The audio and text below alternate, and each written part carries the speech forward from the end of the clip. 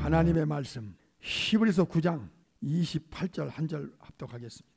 이와 같이 그리스도도 많은 사람의 죄를 담당하시려고 단번에 들이신 바 되셨고 구원에 이르게 하기 위하여 죄와 상관없이 자기를 바라는 자들에게 두 번째 나타나시리라. 아멘.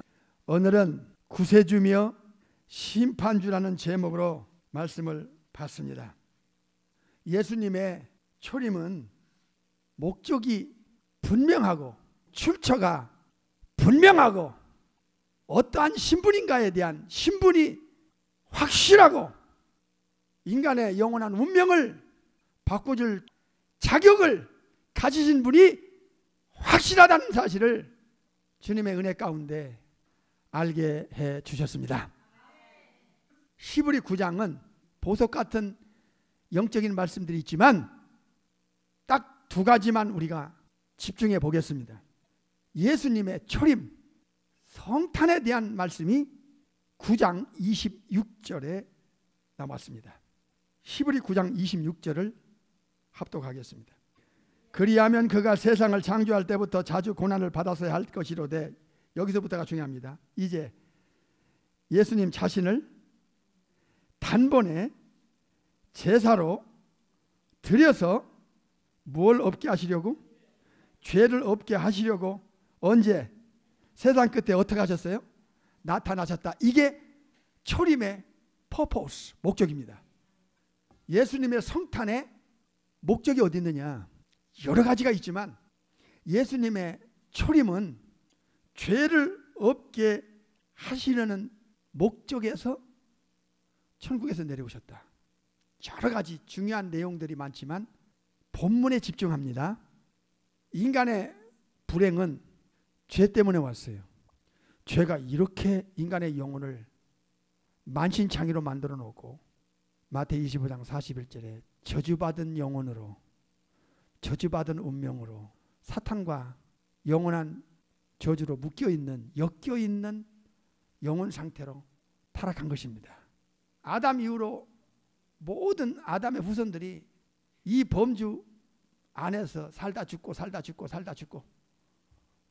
임종 앞에 가면 이미 늦었지만 그제서야 알아봤자 이미 돌이킬 수 없는 운명은 기회를 다 놓쳐버린 거예요. 히브리 9장 26절에서 왜 천국에서 창조주 우리 주님께서 이 땅에 내려오셔야 했는가? 죄 때문이었어요. 죄는 영혼에게 창조주께서 주시고자 하는 모든 행복을 다 송두리째 뺏어갔어요. 죄는 인간에게 돌이킬 수 없는 저주를 집어넣었어요. 예수님의 초림은 크게 역사를 바꿔놨어요.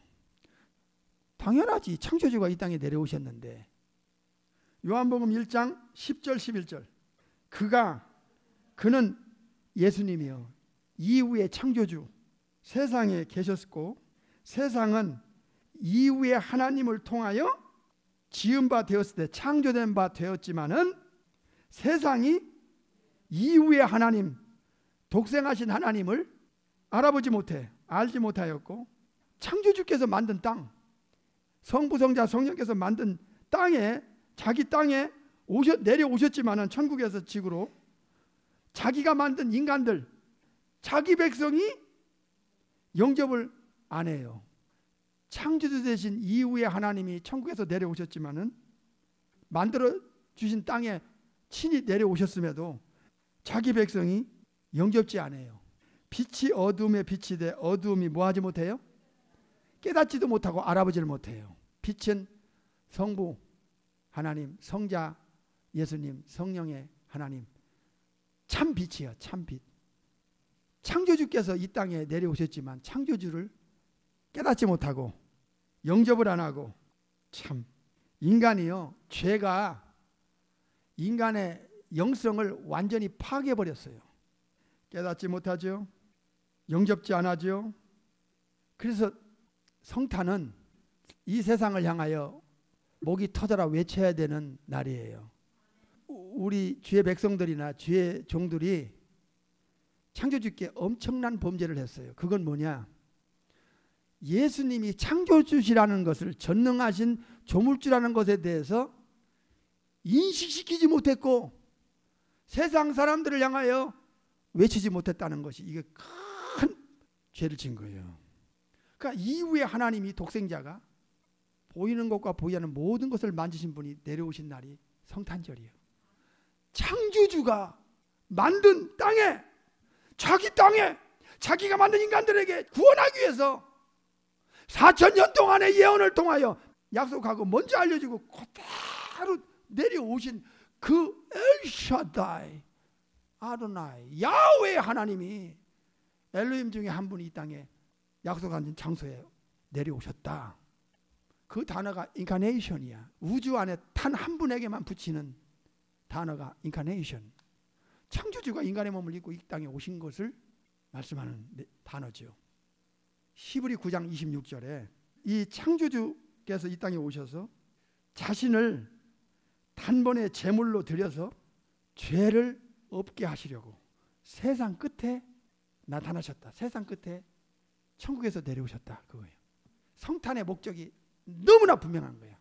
죄 때문에 인간이 죄를 받아들이면서 모든 것을 잃어버려요. 모든 것을 잃어버리고 사탄의 덫 안으로 인간이 빨려 들어가게 된 거야. 저주의 운명으로 마태 25장에.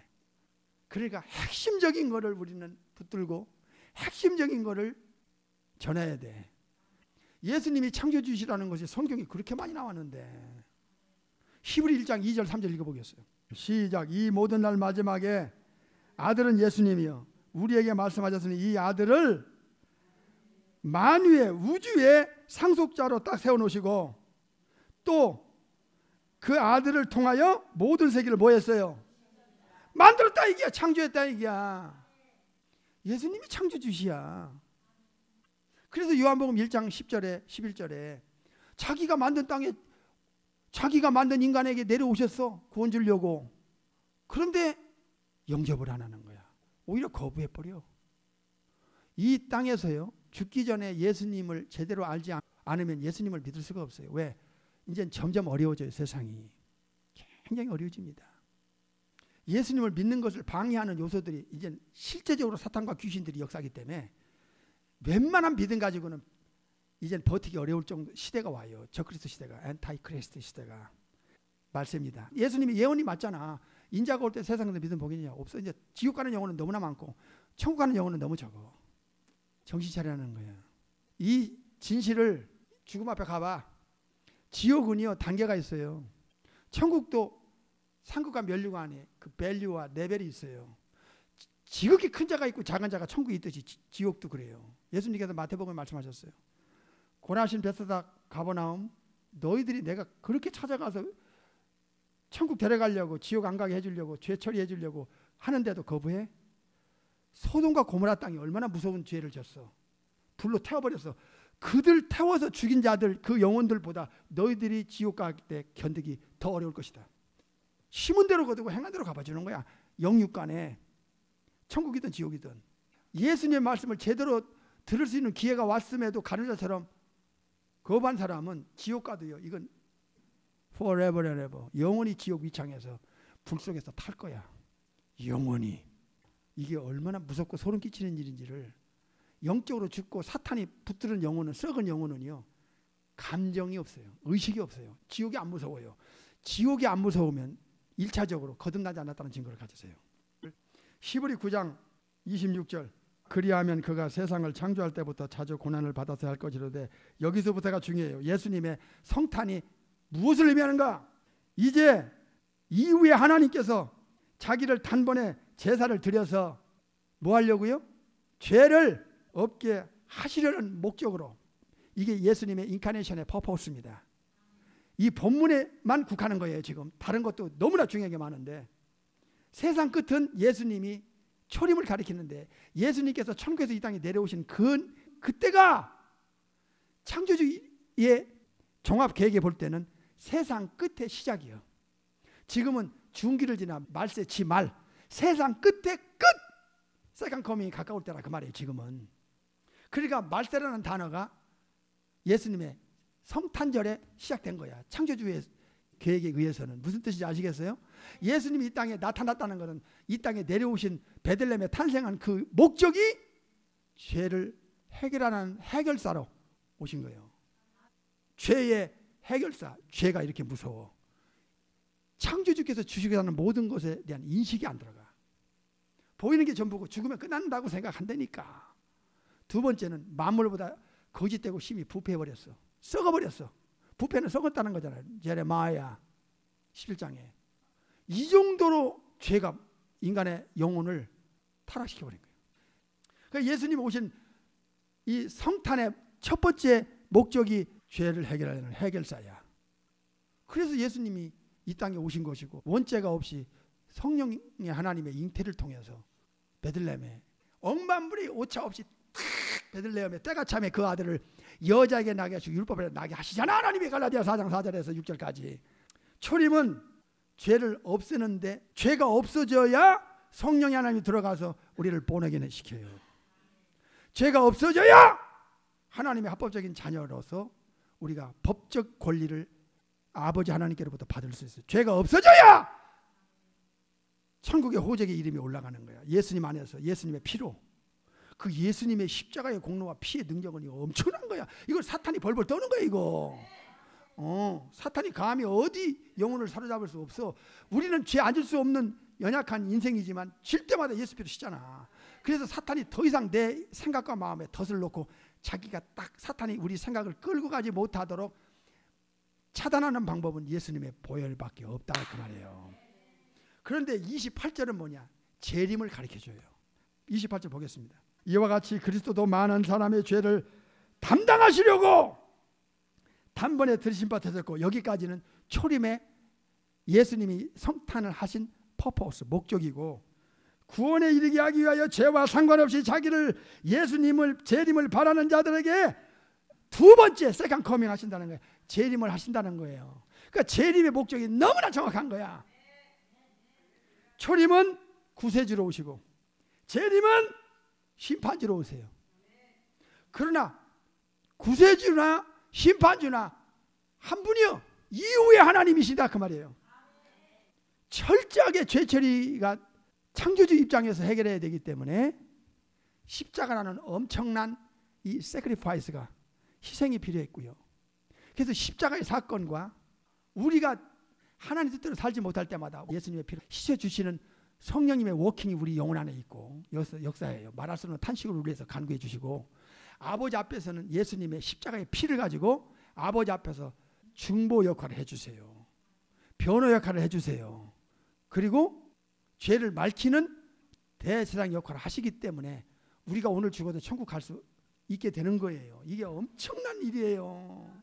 철저하게 천국은 죄가 없는 곳이고 성삼위 하나님은 죄가 없으시기 때문에 거룩하시기 때문에 죄는 천국에 통하지 않아요. 오직 하면 조물주가 성부 아버지 하나님께서 이후에 하나님이신 예수님을 성령의 잉태를 통해서 내려보내가지고 죄를 거기다 몽땅 뒤집어 씌우겠어. 그리고 십자가에서 그 아들을 버리시겠어. 이게 구세주의 역할이라고.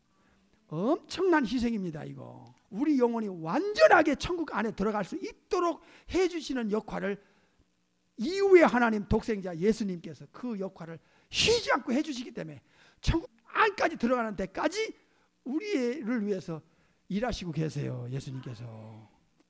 그 예수님이 다시 재림할 때는요, 심판하시는 재판장으로 오세요.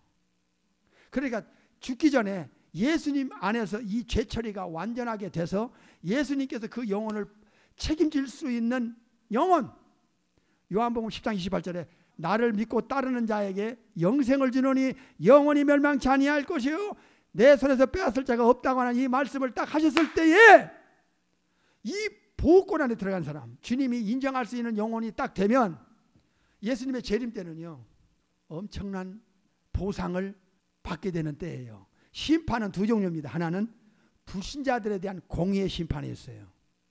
우주적 재판장이 예수라는 힘을 가지고 이 땅에 오셔서 죄를 완벽하게 처리하시고 죄를 계속 밝혀주시는 그 세 가지 역할을 해주시는 예수님께 성부 아버지의 고유 고난 중에 하나인 우주적 재판권을 이위 되신 예수님, 즉 독생하신 하나님이신 예수 그리스도께 심판권을 넘겨줘요, 아버지가. 그래서 우주의 이 재판권은 예수님이 갖고 계시는데 누구도 반론을 제기할 수 없는, 누구도 어떤 악령들도 반론을 제기할 수 없는 완전한 공의를 가지고 재판에서 악령들을 처리해 가지고 불못에 던지고, 마태 25장과 계시록 20장 10절에서 던지고, 인간들은 공의로운 재판석에 불러내요. 불러냅니다. 한번 보십시다. 고린도후서 5장 10절 보겠습니다. 이는 우리가 예외 없습니다. 다 반드시 그리스도, 즉 예수님의 심판대야, 재판석 앞에 이제 불러낼 거예요. 아담부터 예외 없어요. 불러내서 심판대 앞에 그가 한 살 때부터 죽을 때까지 진 모든 선악간에 진 죄가 여기서 드러납니다. 다 털쳐냅니다. 우리는 죄 짓고도 잊어버리고 앉은 것처럼 모르잖아. 기억도 없잖아. 근데 여기서는 용서가 안 돼요. 여기서는 죄가 다 들춰내요. 들춰내서 철저하게 개인적입니다. 부모 자식 관계에 상관없어. 소용없어. 개인적인 영혼과 예수님과의 만남 속에서 선이든 악이든 간에 그 몸으로 행한 모든 것을 여기서 재판을 받게 됩니다. 여기서 중요한 게 재판대, 심판대, 재판석입니다. 그럼 재판장은 누구냐? 우주의 재판장은 디모데후서 4장 1절 보겠어요. 하나님 앞과 산자와 죽은 자를 재판하실, 심판하실 그리스도 예수 앞에서 그의 나타나실 것과 재림과 그의 나라 천국을 두고 엄히 명하노니, 여기서 살아있는 사람과 죽은 사람 모두 아담 이후로 모든 영혼들과 그 다음에 타락한 사탄 마귀 귀신들 모두를 포함합니다. 악령들을 모든 걸 포함해서 재판하실 수 있는 재판권을 성부 아버지께서 성자 예수님에게 넘겼습니다. 창조주의 공의가 시퍼렇게 살아있는 재판석이기 때문에 재판장이신 죄가 없으신 거룩하신 주님이 인간을 구원하기 위해서 그 엄청난 영광 권세 포기하고 그 신비 미스테리한 인카네이션을 통하여 이 땅에 34년 계셔서 인간의 죄를 완벽하게 십자가에서 처리하고 천국 가서 그렇게 죄를 처리해 주시는데, 그 예수님을 우습게 여겨? 애서처럼? 예수님 믿는 것을 우습게 여겨? 이건 애소입니다. 현대판 애소입니다. 이 자들 위험합니다. 재판장이 결정났어요. 또 하나 있어야 돼요. 재판날이 있어요. 재판날. 로마서 2장을 보겠어요. 영적인 사람은 이 지옥 형벌 심판대가 얼마나 떨리는 데인지 아세요? 그래서 빌립보서 2장에 두렵고 떨림으로 너의 구원을 이루어가라, 이 명령이 얼마나 엄중한지 아세요? 이 믿음이 있는 사람일수록 이게 이 말씀에 굉장히 시리어스하게 받아들여요. 이때는요, 공의만이 있고 철저하게 행한 대로 심은 대로 갚아주시는 공의가 100% 살아있기 때문에 여기서는 봐주는 게 없어요. 죽기 전에는 기회가 있어요. 로마서 2장 5절 보겠어요. 다만 네 고집과 회개치 아니한 마음을 따라, 여기 날짜가 나와요. 무슨 날이에요? 이런 사람은 지옥 가는 재판을 받기 위해서 불러내면 받기 때문에 진노의 날, 날짜가 진노받을 날이에요. 그 사람한테는 진노의 날, 곧 하나님의 의로운 판단이 나타나는 그날 재판날이요. 이 말 진노를 네게 쌓는도다. 저 사람이 저렇게 엉터리 신앙생활 하면서 세상적으로 죄짓고 살고 그러면 하나님 재판석 앞에 불려나는 그날까지 자기 영혼 속에 이 하나님의 진노를 계속 쌓고 죽는 거예요. 이게 얼마나 무서운 일이에요. 마귀가 얼마나 좋아하겠어요. 마귀가 좋아하는 사람은 그 저주받은 영혼이고, 삼일체 하나님이 좋아하는 영혼은 이건 축복받은 영혼입니다. 로마서 14장을 또 보겠어요. 10절 보겠어요. 네가 어찌하여 네 형제를 판단하느냐, 어찌하여 네 형제를 없인 여기느냐. 우리가 다 하나님의 심판대가 나오잖아. 재판석 앞에 서리라. 기록되었으되 주께서 가라사대 내가 살았노니 모든 무릎이 내게 꿇을 것이요 모든 여가 하나님께 자백하리라. 여기서 중요한 거예요. 12절. 그러므로 우리 각인이 자기 일을 하나님께 직고하리라. 자백과 직고가 나와. 우리의 영혼은요, 창조주께서 만드실 때 완전한 녹음기를 우리 영혼 속에 넣어뒀어요. 여기서는 속일 수가 없어. 그래서 지 입으로 내가 이렇게 살았습니다, 내가 이런 데 지었습니다, 자기 입으로 자백을 하고 직고를 해버려. 이 심판대 앞에서 그 영혼을 딱 비춰서 기억력을 확 살려내면 자기 입으로 자백하고 자기 입으로 직고한다니까. 육신적인 치매는 영적인 이 심판대 앞하고 상관없어요. 뇌가 망가진 거하고 그 영혼 속에 박혀있는 그 완전한 기억력은 뇌가 문제가 생겨서 기억을 잃어버리는 거하고 별개 문제예요. 그러니까 자기 영혼이 어떤 펑션으로 되는지 알아야 된다 그 말이야. 계시록 20장을 보겠습니다. 12절. 여기서 중요한 단어가 기록됐다는 단어하고 행위대로라는 단어예요. 내가 산 대로 여기서는 여지없어. 또 내가 보니 죽은 자들, 이미 이 땅을 떠난 사람들이, 영혼들이 물론 대수하고 그 보좌가 뭐야, 심판대 앞에 섰는데, 재판석 앞에 딱 불려내 섰는데 책들이 펴있고 또 다른 책이 펴졌으니 그 생명책이라. 죽은 자들이 자기 뭐가 나와? 삶이 나온다고. 행위를 따라 책들에 기록됐다는 거야. 행위와 기록은 똑같아요. 이건 창조주가 기록하시는 것이기 때문에, 전지하신 능력으로 기록하시는 것이기 때문에 여기서는 못 빠져나와. 여기서는 절대로 주님을 속질 않아요. 그리고 우리 영혼 속에 틀어박혀 있는 완전한 기억력, 이 메모리는 자기 입으로 직고하고 자기 입으로 자백을 하잖아. 그러니까 자기 입으로 직고하고 고백할 때 거기서는 숨길 수 없어. 자기 입으로 거짓 없이 고백할 수 있는 그런 영적인 걸 확 전능하신 능력으로 잡아가지고 나팔 불게 하는데, 입으로 말하게 하는데, 거부할 수 없는 능력 안에서 내가 자백하고 고백하는데, 그 자백과 고백이 평상시에 엉터리 거짓된 위선자의 신앙을 했다가 거기 딱 서봐. 지 입으로 고백하면서 이미 주님이 재판을 딱 내려서 천사들아 저 영혼을 지옥에 던져라 하기 전에 자기가 알아. 자기 고백이 이 정도라면 주님은 자기를 절대로 천국에 데려갈 수 없다는 걸 아신다니까. 한 해가 가면서 우리는 정신 차려야 돼요. 여기서 중요한 게 뭐예요? 책들에 기록된 대로. 또 하나는 행위대로. 심판은요 엄중해요. 마태복음에 보면 주님은 말하는 것도, 네가 무슨 무익한 말을 하든지 심판날에 반드시 그 말에 대해서 내가 너를 신문할 거야. 신문이 뭔지 아세요? 재판장이 거기서 시퍼렇게 네가 이런 말 했다 하면서 신문할 때는 상상하기 어려워. 왜? 지옥불에 던지기 전에 그 신문이기 때문에. 양심이 있는 인간은 아무리 영적으로 썩었고 부패됐어도 자기가 저 재판장에게 버림당한다는 그 필링을 느껴요. 주님이 지옥 보낼 사람을 신문할 때는 그 얼굴이 얼마나 엄중하시겠어요? 안 그래요? 22장 12절 가보면 이거 구원받은 사람에게 여기도 또 행위가 나와요. 22장 12절. 보라 내가 속히 오리니 내가 줄 상이 내게 있어 각 사람에게 그의 일한 대로 갚아. 여기서 일한 대로. 천국은요 일한 대로 갚아주시는 데예요. 지옥도 행한 대로 그 죄의 대가를 영원히 치르하는 데예요. 천국은 철저하게 공의로 재판을 받아 행한 대로 갚아주는 엄격한 그 공의가 살아있어요. 그래서 마태복음 5장에 천국에는 지극히 큰 자도 있고 아주 작은 자도 있어요.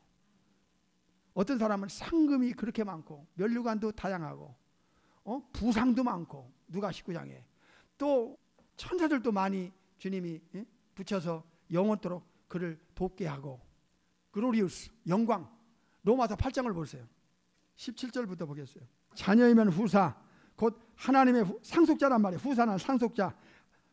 한문으로 후사는 inheritance, 상속자는 천국의 상속자, 하나님의 후사요 예수님과 함께한 상속자니 우리가 예수님과 함께 영광을 받기 위하여 천국 가서 고난도 함께 받아야 될 것이니라. 18절. 생각컨대 현재 예수님과 함께 고난받는 신앙생활 때문에 고난받는 것은 장차 천국 가서 우리에게 나타날 글로리우스 영광과 좋게 비교할 수가 없다. 당연하죠.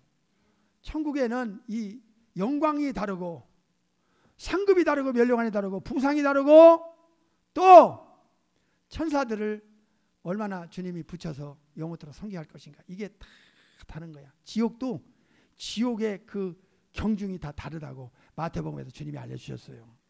한 해를 보내면서 성탄과 또 재림을 이렇게 대조해 보면서 성탄은 구세주, 죄처리 위해서, 재림은 심판주. 지옥 보낼 사람 지옥 보내고 거기에 경중, 천국 가서 상급 면류관 받을 사람 면류관 받을 사람 철저하게 완전한 공의로 재판을 받는다. 시브리 9장 27절에 그 딱 중간에 그 말씀 주잖아요. 26절과 28절 사이에 27절이 뭐예요? 한 번 죽는 것은 사람에게 정한 것이요 그 후에는 반드시 심판이 있다. 이게. 그래서 진짜 예수님은 잘 믿는 영적인 사람들은요, 이 세상이 두려운 게 아니고 죽은 후에 재판석이 두려운 거야. 과연 나의 영혼을 우주적인 재판장께서 재판석에 나를 불러내서 세워가지고 수억의 그 천사들 앞에서, 그 구원받은 영혼들 앞에서 나를 1대1로 불러내서 재판할 때 과연 나를 어떻게 평가하고 어떻게 재판을 해서 나를 어떻게 처리하실 것인가. 우리 구세주 예수님 대신 예수님과 너무 가깝고 예수님 안에 갈라디아 2장 20절 돼가지고 예수님을 잘 따라가고 예수님 때문에 그렇게 예수님과 가까워진 사람은 그 재판석이 기다려지는 거예요. 주님이 나를 이제 억울함을 풀어주고 나의 한을 풀어주고 내가 이 땅에 몇십 년 동안에 예수님 때문에 살았던 그 삶이 우주적인 재판석 앞에 재판장 우리 주님 그렇게 뵙고 싶고 그 예수님 한 분을 소망을 두고 그 예수님의 다시 오심을 기다리면서 내가 주님 오시기 전에 먼저 죽으면 주님을 만날 텐데 그 주님이 나를 어떻게 대우할 것인가. 그게 우리 크리스찬들에게는 최고의 관심거리고 최고의 중요한 문제고 그 주님 앞에서 내가 어떤 평가를 받아가지고 영원히 어떻게 주님이 나를 대우하실 것인가. 그것이 우리의 진정한 신앙의 목표가 아니냐 그 말이에요. 주님과 그 영적인 깊은 사랑의 관계를 맺은 영혼은 이 날이 얼마나 기다려지겠어. 주여 나의 사랑의 대상이신 우리 주님, 내가 그리스도의 사랑에서 끊을 수 없다고 하는 그 양심의 고백을 그저 기도 때마다 그 어려울 때마다 그 고백했던 그 주님을 만나는 날이 얼마나 살만나는 시간이고 그 한 가지를 위해서 그때를 위해서 순종하고 충성했냐 그 말이야. 그러니까 임종은 지옥 가는 영혼에게는 너무너무 두려운 시간이고 구원받고 주님과 깊은 사랑의 관계를 맺은 영혼은 그 임종은 너무 행복한 시간인 거야. 우리 주님을 만나서 이 땅에서 살아간 모든 선한 일에 보상받을 수 있는 그 최고의 대우로 최고의 행복한 주님께로부터 받을 그 보상을 생각하니 그 임종이 얼마나 복되겠어. 2021년을 우주적인 법정에서 주님은 반드시 계산할 터인데 이 한 해가 가기 전에 계산할 거 계산하고 회개할 거 회개하고 버릴 거 버리고 새로운 각오와 결단을 가지고 새해를 맞이해야 되지 않겠습니까?